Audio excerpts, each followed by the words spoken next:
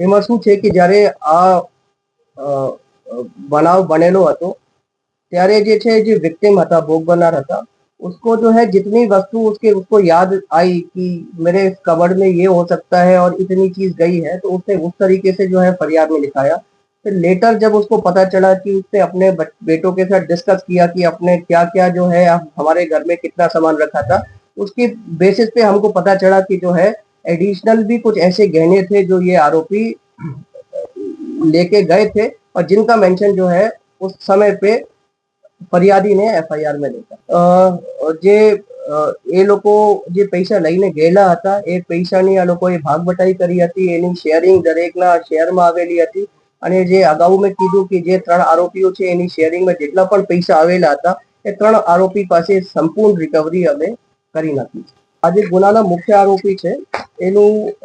2 આરોપીઓ છે જે અમે સસ્પેક્ટ કરીએ છીએ કે ઇનિશિયલી જે લોકોએ આ કાવતરું ઢાળ પાડવાનું કાવતરું ઘડ્યું હતું એમાં જે પહેલો જે આરોપી છે એનું નામ છે કલમસિંહ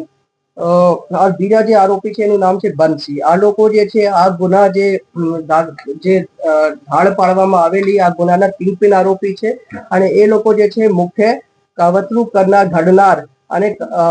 એ જે અન્ય આરોપીઓને ભેગા લાવીને સંકલન કરનારા આરોપીઓ છે। જે બાઇક ચોરી છે એનું ગુના જે છે એ પણ દાખલ કરવામાં આવેલા છે અને આ ગુનામાં પણ જે છે એવિડન્સ છે જેથી આ ગુનામાં પણ જે અન્ય ફરિયાદ છે આ આવરી લેવામાં આવે। એ જે આ ગુના આ ગીડા આરોપીઓ છે આ લોકોએ કોઈ બહુ વ્યવસ્થિત રેકી કરીને અને બહુ શાતિર